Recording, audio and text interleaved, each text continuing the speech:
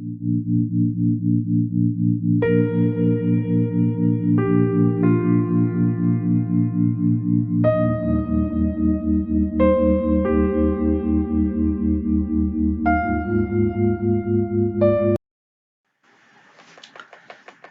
सजनों,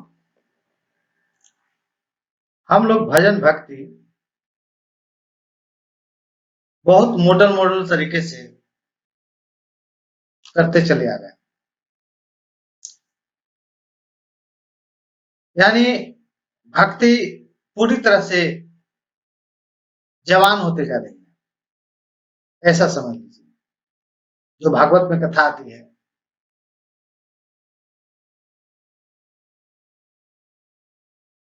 ये कथा है भक्ति दो अपने पुत्रों को लेकर के सारे तीर्थाटन करते हुए वृंदावन के पास पहुंचती है। वहां नदी के तट पर अपने दो वृद्ध बालक को लिटा देती है।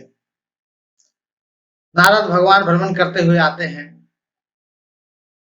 पूछते हैं कि बताओ तुम कौन युवती हो जो बैठ करके रो रही हो। बोली, महाराज मेरा नाम भक्ति है। फिर पूछते हैं कि बताओ तुम्हारे साथ जो तीन तीन युवतियां हैं वो कौन है। बोले, गंगा जमुना सरस्वती है। फिर नारद भगवान पूछते हैं कि बताओ ये दो तुम्हारे क्या लगते हैं, रिश्ते में क्या होते हैं। बोले, ये दोनों बुजुर्ग हमारे बेटे हैं। नारद भगवान चकित हो जाते हैं, कहते हैं कि बताओ तुम बूढ़ी हो गई, तुम्हारा बेटे बूढ़ा है। बोले कि हाँ प्रभु, ये कलयुग के मार ने ऐसा किया है कि ज्ञान वैराग मेरा दो पुत्र है, वो जाग नहीं रहा है। उसको जगाने के नारद भगवान बहुत कोशिश करते हैं, ऋषि मुनियों को पास जाते हैं, लेकिन कोई तरकीब जगाने के लिए नहीं मिलता है। फिर एक संकल्प लेते हैं कि इनको मैं जगा करके रहूंगा। तपस्या के लिए बद्रीनाथ केदारनाथ धाम जाते हैं। एक जगह से वहां जाने के बाद संत सनत कुमार से भेंट होता है नारद भगवान का। तो बोले कि इनको भागवत की कथा श्रवण करवानी पड़ेगी, तब इनके अंदर भक्ति और ज्ञान का रस जागृत हो जाएगा।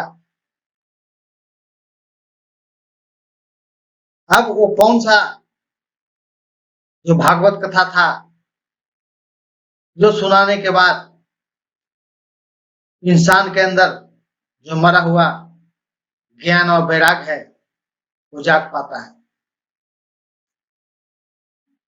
हम लोग मॉडर्न के तरीके से भक्ति करते हैं, बिल्कुल नवयुवक या नवयुवती की तरह, लेकिन उससे जो उत्पन्न होने वाला ज्ञान और वैराग है वो हमारे अंदर उत्पन्न नहीं हो पाता है। तो आखिर भक्ति कौन है, वो कौन सा भक्ति है, कौन सा पूजा है। कहा कि ध्यान मूलम गुरुर्मूर्ति, पूजा मूलम गुरु पादुका, मंत्र मूलम गुरुर्वाक्यम, मोक्ष मूलम गुरु कृपा।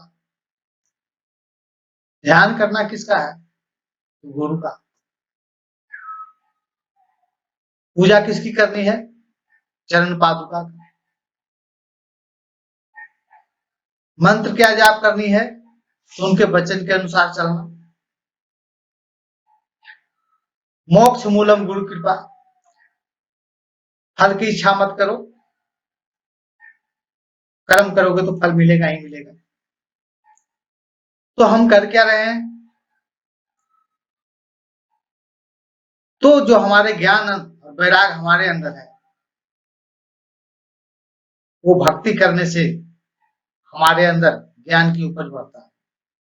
और वैराग यानी घर से लगाव थोड़ा कम होना। हमारा लगाव कम कहाँ होता है, अटैचमेंट बढ़ते ही चला जाता है। फिर हमारे अंदर वैराग्य क्यों नहीं पैदा ले रहा, फिर हमारे अंदर ज्ञान की उपज क्यों नहीं हो रही है।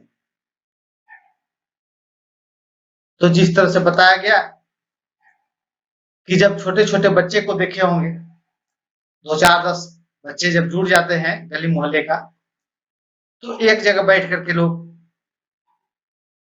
खाना खाना खेलते हैं।